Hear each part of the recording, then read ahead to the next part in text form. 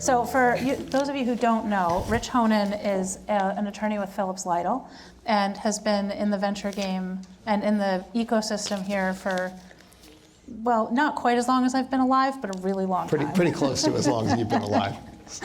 Yeah, so I'm really excited to have you here leading a conversation with me and Olivia about how the ecosystem has evolved and what we see as the future for our organizations and for the Upstate community more broadly.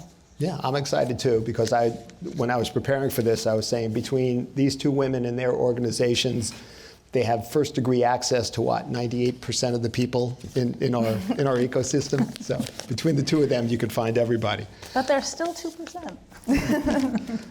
And one of the things we're going to talk about is there's a lot of overlap between the organizations and what they both do, and then there's some significant differentiation because they're approaching it from different viewpoints. So Noah, I'm going to ask you to start it off. What's Upstate Capital's mission? Sure. So Upstate Capital got started in 2003, so I'm told, by attorneys and investors between Albany, Rochester, and Buffalo. And there were two schools of thought happening at the same time. One is that the later stage private equity folks wanted to be able to do deals together. They wanted to be able to see more deal activity for a lot of the old manufacturing, second, third, fourth generation companies that had been built and were growing and were looking at succession, very similar to some of the dynamics we still have today. And there was a certain faction of people who really, hearkening back to some of what we've heard already today, thinking about all of the intellectual talent that is here in the colleges and the universities and these incredibly large companies that had big research arms. So lots and lots of fundamental technology, so great opportunity for venture capital. And how do we attract more venture capital to this region? So the mission for Upstate Capital today is to drive deal flow. It's to increase access to capital for companies and deal flow for investors. And we've been an investor-driven organization since 2003 in our charter. All right, Olivia, same question. What does Upstate Venture Connect do, and how did it get started? So I actually just found this out, but the co-founders of Upstate Venture Connect, which are Martin Babnick and Nasser Ali, actually first met at an Upstate Capital event, That's right. Which is very special. So really the premise for why UVC came to be was both Martin and Nasser had these experiences outside of Upstate New York and other kind of more prominent entrepreneurial ecosystems. And they kind of looked around and saw what really takes for making a strong entrepreneurship community. And one of the key elements is this idea of just really giving back and being supportive of founders and being able to help connect them to different resources or make introductions for them without really necessarily expecting or wanting anything in return.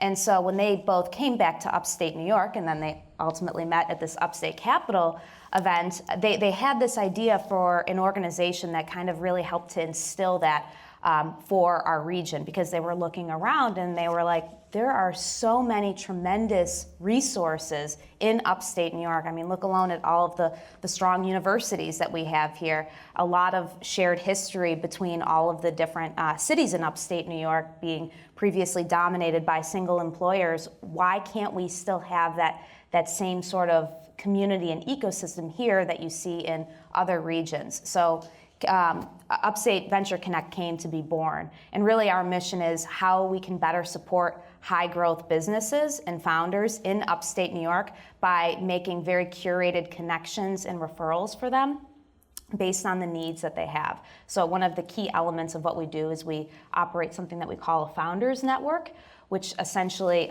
works one-to-one with different founders in our region and helps connect them to various needs that they might have, whether it's making kind of peer-to-peer connections, founders to mentors, which we call UNY50 members. It could be founders to maybe talent. It could be founders to service providers, sometimes investors. It really just kind of depends on the niche needs that the different companies that we're working with really need. And at this point, we are tracking over 700 high growth businesses in Upstate New York.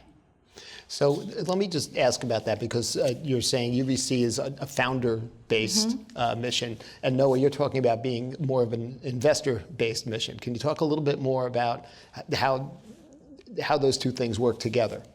Well, I like to say you can't have one without the other.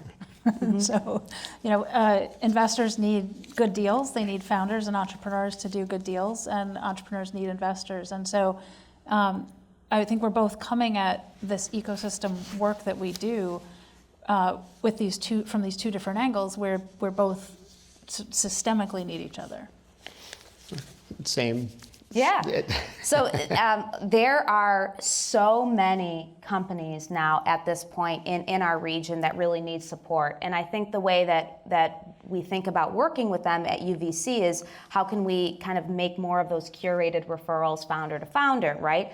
And the other angle of that, where Upstate Capital is coming in, is now there's so many opportunities for investors to be investing in our region. So how can we showcase that to funds and investors that are maybe not just within the region to do better deal sharing, but also bringing investors from the outside in? So it's all about how can we better support our community here. That's exactly right. And a big impetus for the VC community that we launched earlier this year is about being agnostic as to where investors are located, and to some degree even where deals are located. So we've started this monthly cadence of collecting deal flow from our VC community members, any active investor, and from entrepreneurs themselves. They can also submit on our deal submission form if they're raising money. And we've been hosting a monthly call where we're looking at the deal flow as a group, and people who are members of Upstate Capital have the opportunity to pitch their companies if they want to syndicate a deal, or they're looking for follow-on for investment they're already involved with. And so we're continuing to evolve how we really focus on venture capital investors and deal flow in ways that are efficient for investors and for entrepreneurs, hoping to continue to knit that together and bridge that gap. Yeah, so it seems like both of you have brought your kind of prior experiences, prior lives to these missions. So let me switch it around a little bit. Noah, what do you know about Olivia's background and what brought her here? Yeah, well, so... And Olivia, I'm going to ask you the same thing in a minute, so be ready. Yeah, I've known you, Olivia, for a few years, and have watched your career for a while. So I know that you are a startup founder, that you've had an exit, that you currently are the CEO of Upstate Venture Connect, but even before that, you are a general partner with Start Fast Ventures. And so you wear the investor hat, you wear the entrepreneur hat, and you wear the ecosystem builder hat. So I think that's neat. And then in preparing for this, I also found out that Olivia spent time overseas in India. And so I find the parallels in our careers very interesting. Mm-hmm. We are. I feel like we're kindred spirits. I think one of the things that really stands out about you and that is important for the work that we do is that you've worn both the founder hat and the investor hat. And that's ultimately led to your development to be this powerhouse community builder that you are today in running Upstate Capital. And it's fascinating to as I've learned and gotten to know you and learned about your background and your own career, and having moved outside of the area, doing a lot of different things on the West Coast and in Boston, even China. I found out that you spent time at a family office running, wearing a lot of hats over there, which one of the more funny stories that I learned was that you spent time as the interim CEO of a motorcycle company. That's true. I'm sure there's a lot of fun stories related to that. So many stories. We're having beers later. Right, over drinks later. Yeah. But really, I think the important piece of this is you've had that founder experience with the composting business that you ran for a number of years, and then kind of turning the chapter over and starting the Hudson Valley Startup Fund, which, again, always looking for the next thing that you can do to really build up and lift up our community. And then ultimately now coming full circle to running Upstate Capital, which is the preeminent group to really find access to deals in upstate New York. Well, thank you. That's very generous of you. I appreciate it.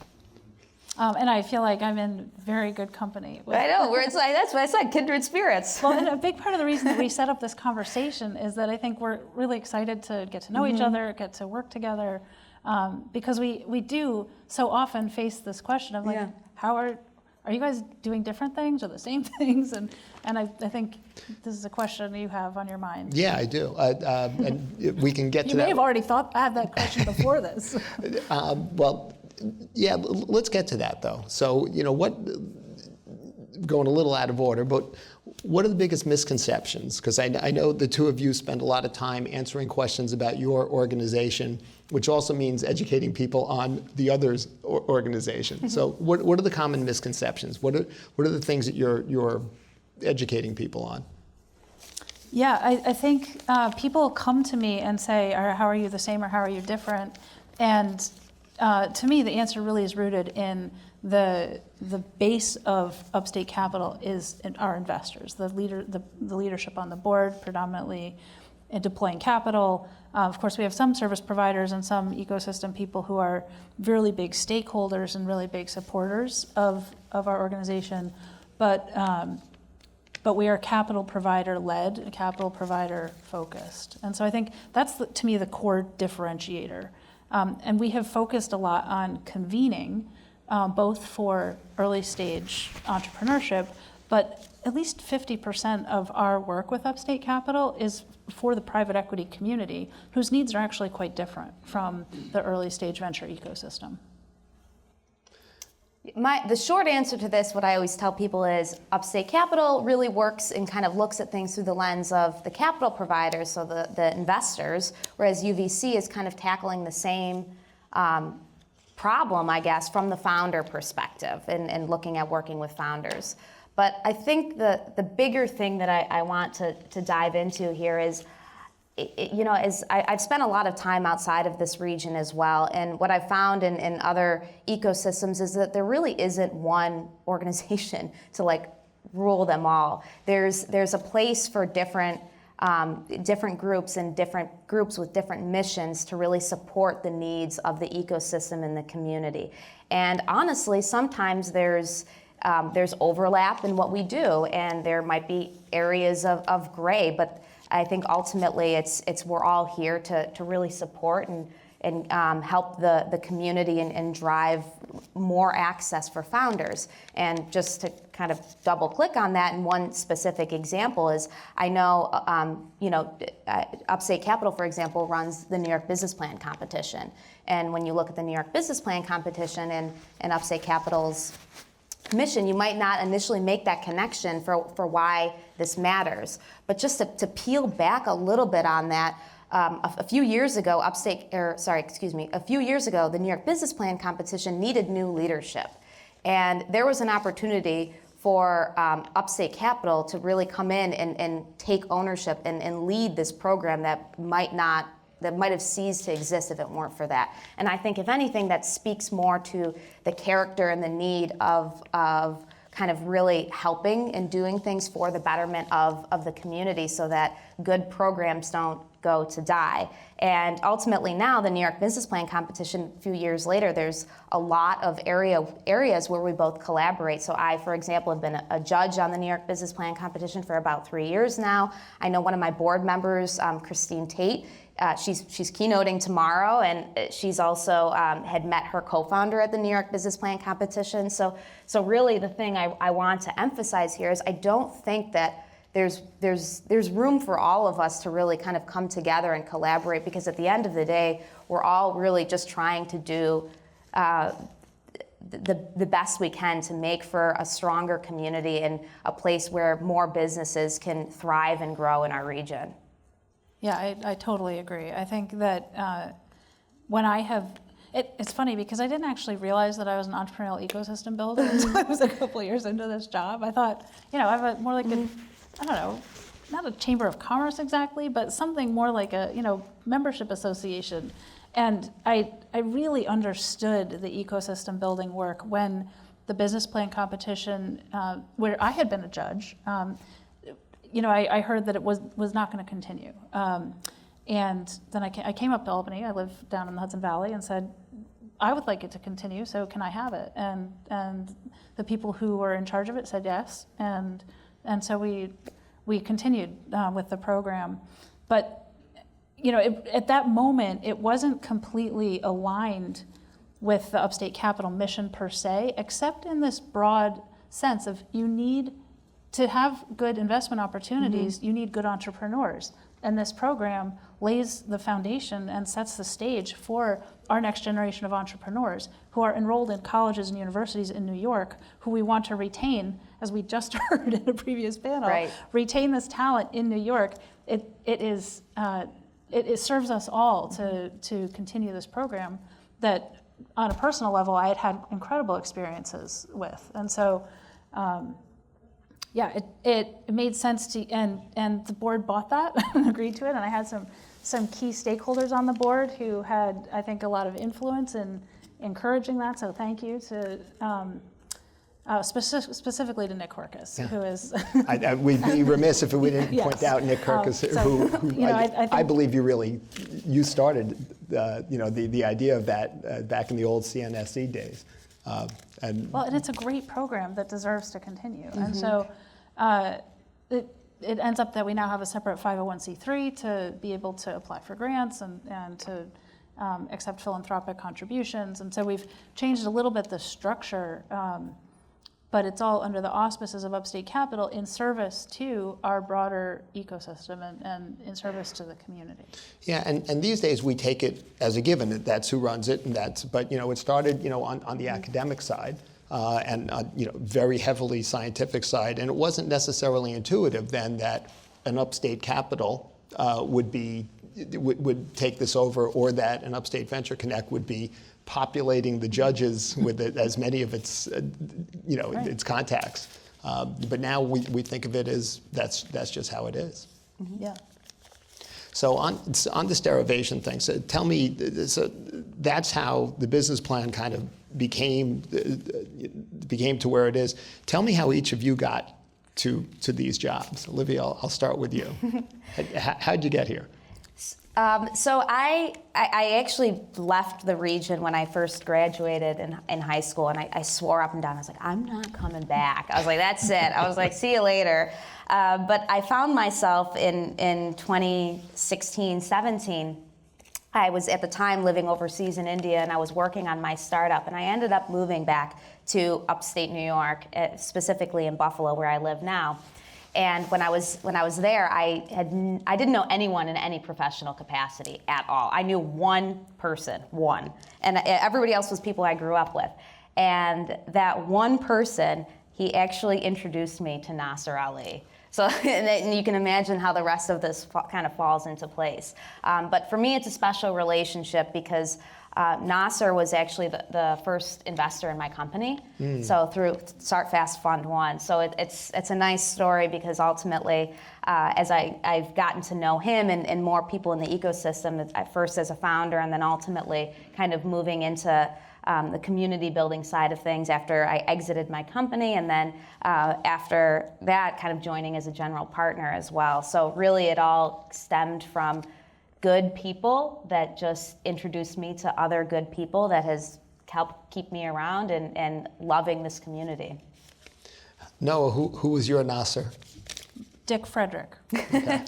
My Nasser is Dick Frederick. Okay. So he helped us get the Angel Fund started in the Hudson Valley. Yep. He had helped me with some business advising for a biotech company in Orange County a couple years before that. And he was on the board at Upstate Capital and said, I think you'd be a great fit for this. And the rest is history. Yeah. So why is it important to you? What drives you to do this every day? Yeah, I'm from upstate New York originally, and similarly, my dad told me I, should probably get out of Dodge when I turned 18, and there is some certain pride in proving my father wrong, that I can actually have a career in upstate New York. The world's changed a lot in the several years since then.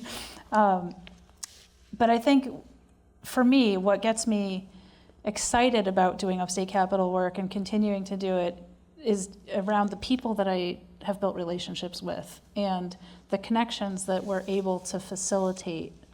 And when I think about that in a broader context, I think about the economic impact, I think about the empowerment of entrepreneurs, I think about the economic vitality that is evidenced through the deal flow that we look at and report on. And I'm inspired by innovators and entrepreneurs and the people who build these businesses, and to have a part in that in some small way by helping making access to capital easier for them is really exciting. And for people like David Brown and investors who are part of this network, to give them good opportunities to get them excited and give them a reason to be here it's really powerful. Olivia, what's your why? My why. So starting a company is really, really hard. And I think it's even harder, especially if you're a first-time founder. And when I went through this journey, I just relied so heavily on the goodness of other people to help connect me to kind of what I needed. So, part of it probably is a little bit of a give back, is trying to help the people that, somebody helps me. So maybe if, they help me, if I help the next person, it'll kind of continue this chain reaction where then somebody else will help the next person. I think that's a big part of it.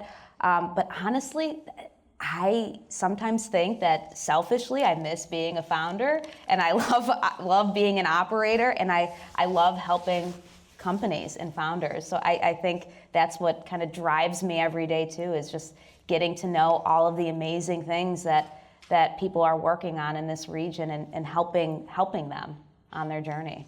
Yeah, you feel like you're using a fairly high percentage of your brain when you're sitting with a founder and trying to understand, well, exactly, what is that and how does it work and how do you make money? Right. And they're really smart. Yeah, and founders are also very naturally optimistic people. They have to be, right? Otherwise you wouldn't be starting a company. You have to be optimistic. So it's just this energy feed that you get back and forth. It's a lot of fun. So on the optimism note, let's talk about the future. What's next? What's next, both for the respective organizations and for things that you're doing, and for the region? Yeah, I really feel like our region is, it's gone through so much change and evolution in the 8 years that I have been leading Upstate Capital.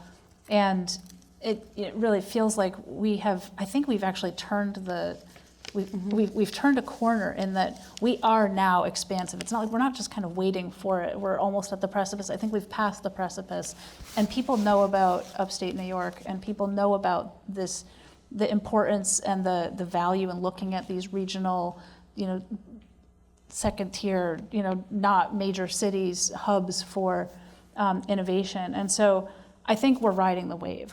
That's sort of big picture. That's what it feels like to me. I think we're riding a wave, and for both of our organizations, I think evolving as we have done over the last 8 years to meet the needs that arise as the ecosystem evolves. It's exciting, and that's what we're doing. And so this VC community work that we started focusing on this year, the convening and reconvening people in different ways, is something that I think a lot about. Because while I think Zoom and technology is awesome, I think there's no replacing human face-to-face contact. And that's been a core pillar of Upstate Capital's existence since its inception. So continuing to do that, continuing to use technology and tools and synchronous and asynchronous ways of bringing people together on really important topics. And then looking at collaborative opportunities with UVC, with other organizations that we have good and deep relationships with is exciting. And I'm going to let Olivia answer that and then talk about something we're working on together. Okay. Yeah, so I think between UVC and some of the things that Noah mentioned at Upstate Capital, we are at this point in our ecosystem where things are really bubbling, and there's a lot happening. And I think from our perspective, one of the things that we really want to do now is how can we expand our resources and our network for the founders in Upstate New York. I mentioned before, we're at this point where we're tracking 700 high growth businesses in Upstate New York, which is more than anyone could have imagined when UVC first started in 2010. And so a lot of what we want to do now as an organization is how can we find more resources to serve the founders in this region. So for what that means is finding more access to experienced founders and mentors that can kind of really be that guiding force for a lot of these early stage founders, and through that showcasing them kind of what's happening in the region. And I think, from the Upstate Capital perspective, very similarly, it's like we have so many opportunities for access to really good deals now for investors. So it's all about how can we think about expanding our network outside of this area to really showcase what's happening here, because there's a lot happening. Yeah, there's a lot happening. And are there things that you're working on that you want to talk about, or? Yeah, so Olivia mentioned her list of 700 companies. She just shared that with us, and we have uploaded it and are looking at the data in our data visualization platform, investnewyyork.org, which is a tool that we have invested in for our ecosystem, similar to the business plan competition, something that we've all talked about for years of wanting to have a way to map and track the activity and the players. We're doing that in this Invest New York platform. So that was something that we started this spring. And we are now looking at this founder fellowship concept of working together in bringing a small group of high growth founders focused on fundraising. So we're finding the intersection of they need access to capital. We can help on the what do you need and who are you and what else do you need, and bringing that together into a pilot project that we are looking to push out later this year. Mm-hmm. All right, very good. Yeah. Final thoughts. Now, you knew when you asked me to do this that it would not go very long, Yeah. right? So final thoughts either about what we should be doing here in the region, because we're all very mindful, I think, of our kind of responsibility. And by the way, I agree with both of you that there was a time when we used to feel like we had to kind of apologize for being from upstate New York. So you're meeting your people in Silicon Valley and you had to explain to them. And I don't think that I think we're more secure than that now. But what are final thoughts on what you think we as a group should be doing and we're just kind of keeping our eye on? It's funny you say that, because I was just at a conference and somebody said to me, they're like, oh, I was like, I live in Buffalo. They're like, what are you doing in these random places? I was like, they're not random to me. I was like, what are you talking about? I snap back at people, though, I don't care.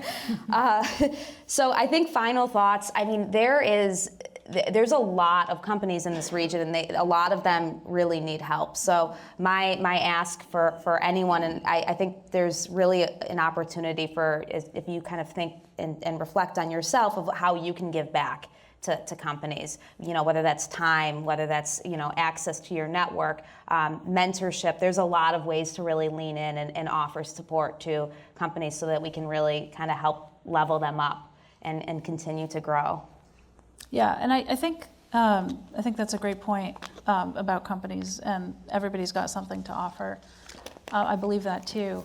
I think my final thought is that if you can see a way to work together with someone else, where we used to have fiefdoms and now we have, more collaboration. The culture of abundance and the sense of abundance rather than the culture of scarcity. I think we manifest what we imagine. And so if we imagine that we live in a culture of abundance and we live with abundance, we should find ways to cooperate and collaborate and work together on things, because I think that makes the world a better place and makes our community stronger. Well, we're fortunate that we have the two of you who put such a premium on collaborative entrepreneurialism. I'm not saying there's no competition, because competition is real and competition is healthy. Mm-hmm. Because I think somebody earlier said that you've become complacent, right, without it. And I think that competition is healthy and good. The blending in the co-opetition word, I think, is really how I like to live, because I think you get the sort of juice of like, we want to do the next thing. We want to keep driving. Mm-hmm. We want to keep growing. We want to keep getting better. But and so we don't want to become complacent, but I think we should work together because we can and because it makes everything better, I think, for people. Yeah, agreed. And on behalf of the ecosystem, I thank both of you for everything you're doing and for your time today. So Thank thank you you. very Thank much. you, Rich.